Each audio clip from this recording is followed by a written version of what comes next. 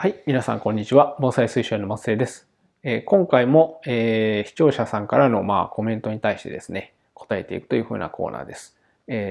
それでは、よろしくお願いします。はい、よろしくお願いします。はい、じゃあ今回編集をしている僕も入りながらやっていきたいと思います。はい、で最近あった2つ質問がありまして、サンクスヤイさんっていう方が、うん、目切り後の気油かすは一度取り除いた方がいいのでしょうか、うん、うん、っていうのと、うん、あと古川さんという方から、うん、園芸家の方で夏場肥料を控えるとうん、語る方がいらっしゃいますが、うっていう質ん、問があったんです。はい、はい、僕もよく聞くような話うん、ではあるとうん、思うんですけうん、ど、うん、目切りとか夏場とかの肥料ってうん、どんなことかなっていう、うん、ちょうどうん、今そういう季節だと思うのはい、で、はい、はい、はい、解説をいただきたいなと。はい、わかりました。まず、その目切り後の肥料についてご説明しますと、一般的に僕は、結果から言いますと取り除いてます。1回はね。はい、で、それまではもう肥料はしっかり効かせるんですけども、もう目切り終わった後の肥料っていうのは基本的に取り除いてます。で、取り除いてるのは何でかって言いますと、新しい新芽っていうのがこう出てた。で、それが切られることによって1回止まります。で、新しい新芽っていうのが例えば心拍にしてもピューンとこれだけ伸びると根っこも同じように伸びてます。ですから伸びた分だけ根っこも伸びる。だから、新芽が伸びると根っこも伸びるんです。同時ですね。だから、新芽の伸び始める時期に植え替えをするからだいたい4月頃なんですよね。もみじでもね。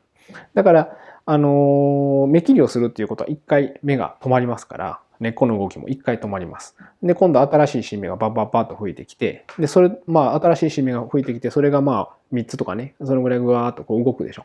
動くっていうことは、分岐したコネみたいなのが、こうまた徐々に11月までこう伸び続けるっていうことですね。で、それでもそんな伸び続けるって言っても多少ですよね。なるほど。でも、やっぱりその確認しなきゃいけないのは、一番確認しないといけないところっていうのは、芽切りをした後でも、芽切りをする前でも、芽切りした後でも、土がすごく乾き続けているっていう風な感じの場合があります。でそういう風な場合っていうのは非常に樹勢が強くて、木が若くて勢いがある木っていう風な感じのものっていうのには、多少ね、肥料を置いていただいても大丈夫です。全然。もうそういうものは勢いがありますから。そういうのでも、大丈夫だと思うんですけど、大抵、ちょっと乾き具合って悪くなると思うんですよ。で、だから乾き具合が悪くなれば、一回ちょっと取り除いてあって、で、それでもまた今度ずーっとやってる間に、ものすごくこう、また、水をかけたらすぐ乾くっていうふうな状況になってきます。で、その頃ぐらいから、またね、ちょっとずつ、夏場の7月の、中旬とかね、7月の中旬って言わず、8月の中旬、下旬ぐらいから、起き始めたぐらいの方が、僕はいいのかなというふうな感じで思ってますね。なるほど。じゃあ、うん。基本的には盆栽が育とうとしている時うん。に、うん。餌というか、そうですね。肥料を与えるってところですよね。そうですね。じゃあ逆になんですけど、うん。育とうとしてない時、うん。ちょっと疲れてる時にう肥料ん。をうん。あげてしまったら何がいけないんですかね。やっぱりその人間でも同じことですけど、やっぱりお腹の体調が良くないっていうふうな感じの時に、ああ、そうか、とか言って言って、じゃあもうステーキをガンガン食えとか言って言っていう状況っていうのはあんまり考えられませんよね。ですから、やっぱりちょっと、ご飯が食べれるのかどうかっていうのをよく聞く。で、何にも食べたくないって言ったらやっぱりちょっと重症ですよね。だからやっぱり根っこ自体もやっぱりその、ちゃんと乾いてるか。で、乾き方も少し乾く。全く乾かないっていうのはちょっとやばいですよね。だからその乾く、今まで乾いてたものが少ししか乾かなくなったっていう風な感じっていうのはやっぱり体調の変化ですよね。ですからその体調の変化に合わせてやっぱりその置き肥の量っていうのも変えてあげるっていうことが大事です。それとやっぱりその置き肥っていうのはやっぱり常に置いてますけど、やっぱり液肥とかそういったものでハイポネックスとかトップドレッシングとかいろいろありますけどね。そういうふうなその水肥を使って葉面から吸収させるっていうふうなそういうものもありますよね。なるほど。うん。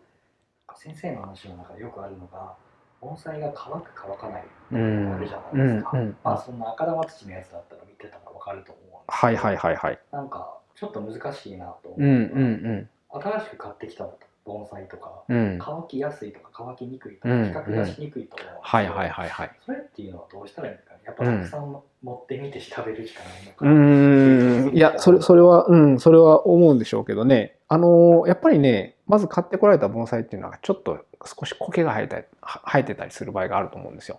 例えば水苔が乗ってるとかね。で、そういうふうな場合って結構割とその用土が乾いてるか乾いてないかっていうのを確認しにくいですから、ですから、やっぱり箸とかね、それからちょっとこういうふうななんか鍵、カリカリカリカリかけるもの、そういったもので、ちょっとしっかりこの表土の掃除っていうのをしていただきたいですね。で、表土の掃除をしていただくと、下の方の土の部分っていうのが、植え替えしてない木であっても、植え替えしてる木であっても出てきます。で、その長年植え替えしてない木でも、やっぱり多少赤玉土とかね、そういったもの使われているものだったら、やっぱり乾いてたら、もう白っぽくなってますからね。ですから、そういうふうなやっぱり白っぽくなっているものっていうのは、やっぱりしっかり水をかけないといけません。で、その時に、やっぱりその根元の方がちゃんと水を吸い込んでいるのか、それとも鉢の縁の方で水を吸い込んでいるのか。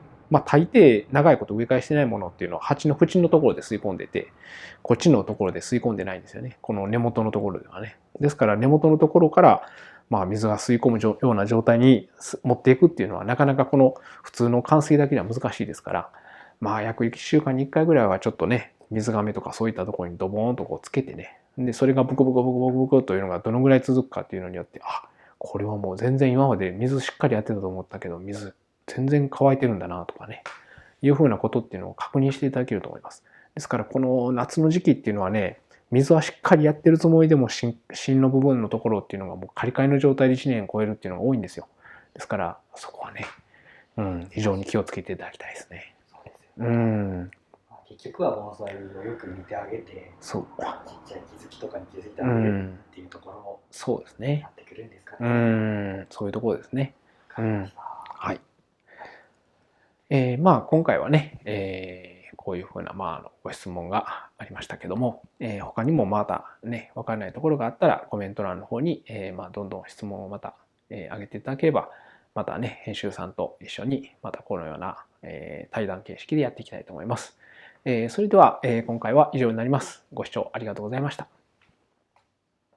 皆さん、動画をご視聴いただきありがとうございます。これからもお役に立てるようにこうした技術をお伝えしたいと思います。チャンネル登録、いいねをいただけると励みになります。また、疑問に思ったことなどコメントをいただけると参考になります。